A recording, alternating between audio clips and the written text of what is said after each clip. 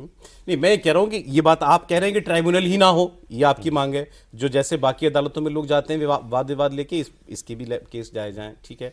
लेकिन पहले ये था कि आप ट्राइब्यूनल ने कह दिया तो फाइनल आप चैलेंज नहीं कर सकते, वो हटा दिया है। अब आप इसको चैलेंज कर सकते हैं, चैलेंज कर सकते हैं, ये तो ठीक किया। यस, बिल्कुल अप्रिशिएट करते हैं इस बात। बट आप कह रहे हैं ट्राइब्यूनल ही क्यों, पर ट्राइब्यूनल ही क्यों हो, मेरा ये कहना है। कुछ कुछ चीजें हैं जो अभी रह गई, अछूती हैं, जो आगे चल के प्रॉब्लम क्रिएट करेंगी, और उसका मैं आपको सामने विवरण दे रहा हूं कि जो संपत्ति ऑलरेडी घोषित होगी, सबसे बड़ा सवाल है, सबसे बड़ा प्रश्न चिन्ह है, वो संपत्ति वापस कैसे आएगी। और उसके लिए मैंने वक्फ डिस्प्यूट रेजोल्यूशन कमीशन की सिफारिश की थी, कमीशन ऑफ इंक्वायरी एक्ट 1952 के तहत। और मैंने कहा था कि सुप्रीम कोर्ट के रिटायर्ड जज इसको हेड करें, और पूरे देश को 5 जोन में डिवाइड किया था, north zone, south zone, east zone, west zone, central zone. और यह कहा था कि जितनी संपत्ति गलत घोषित हो गई है, ये वक्फ डिस्प्यूट रेजोल्यूशन कमीशन तय करे और उसकी फर्स्ट अपील सीधे सुप्रीम कोर्ट जाए। देखिए एक चीज और क्लियर करते चले यहाँ पर, क्योंकि यहाँ साथ साथ जो विपक्ष ने इस पर बातें कहीं, खास तौर पर से फॉर एग्जांपल ओवैसी जी, वो तो आज तक ये कह रहे हैं अपने स्पीचेस में कि तुम्हारी मस्जिद सब कुछ छिन जाएगा इस बिल के आने के बाद। वो तो सीए तो के वो तो समय यही वाला बातचीत में यहाँ वकील एजेंडा साहब है। बैठे हैं, इन्होंने तो ऑब्जेक्शन करते हुए इसके ऊपर बताया कि ये होना चाहिए था, नहीं किया सरकार ने। वही कह रहे हैं कि वही पीछे जो हो गए उस पर तो लागू ही नहीं होता। तो ये बात तो ओवैसी साहब की यहीं गिर गई, पहली बात। सिर्फ सरकारी हर खड़ी मस्जिद पर जो है अब जाकर के कलेक्टर जाकर के पूछेगा मुझे भाई, कागज वो तो दिखाओ, CA पे ऐसा कह कुछ रहे नहीं थे, हो रहा है। मुसलमानों की नागरिकता चली जाएगी। तो एक तो बात ये क्लियर हो गई, ये बिल्कुल बोगस प्रचार था जी, बोगस। ठीक है। अब आपने जो बातें कही, जो ओरिजिनल बिल बनाया गया था सरकार का, वो क्या वाकई एक कड़ा कानून था? हाँ, निश्चित है। वो तो उसी मंशा से ही बनाया गया था। लेकिन उसके बाद फिर जब जेपीसी में गई और सहयोगी दलों की ये शर्तें आईं, उसके बाद बाकी सांसदों के साथ भी विचार, लगभग 1 करोड़ के आसपास तो मेमोरेंडम लिए गए हैं, 97 लाख के आसपास। तो इसमें कोई दो राय नहीं कि जेपीसी ने बहुत एक्सटेंसिवली इस पर काम किया, और बहुत सारी चीज़ों को ध्यान में रखने के बाद इसमें 14 अमेंडमेंट को एक्सेप्ट किया गया है।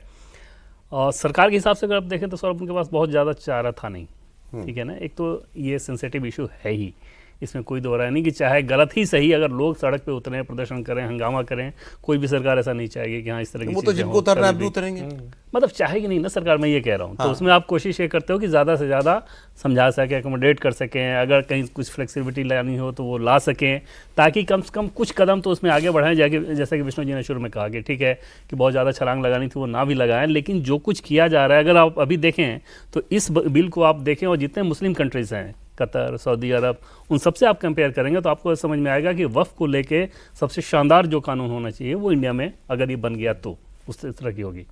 अभी भी अगर लगा देशों में भी ऐसे नहीं, अभी भी अगर लगा रहे हैं तो पास होना है, इसलिए तो लगाना ही पड़ेगा। पास हो जाए कानून में, जब मान लीजिए कोई सांसद जाए वहाँ पे बिल पे फाड़ दें, वैसी परिस्थिति हो जाए, फिर उसमें क्या होगा?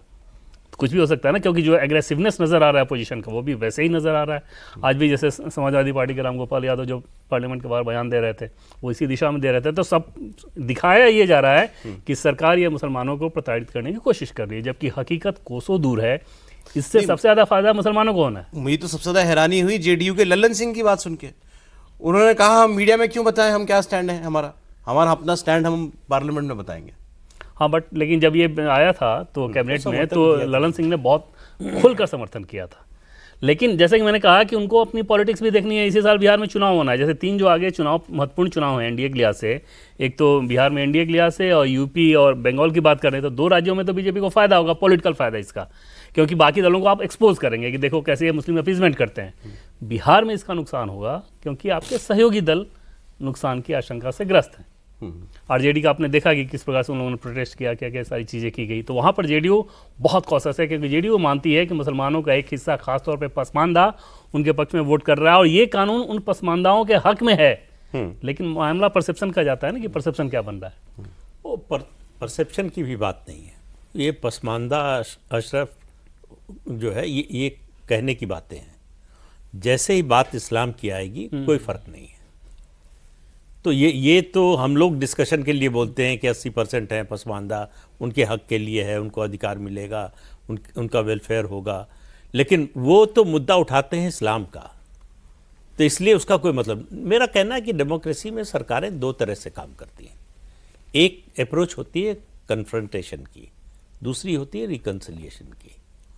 कन्फ्रंटेशन की अप्रोच अपनाई सरकार ने कृषि कानूनों को लेकर, वापस लेना पड़ा, मेजॉरिटी थी, दोनों हाउस में मेजॉरिटी थी, मतलब अपर हाउस में जो है सहयोगियों के साथ, और लोअर हाउस में अकेले।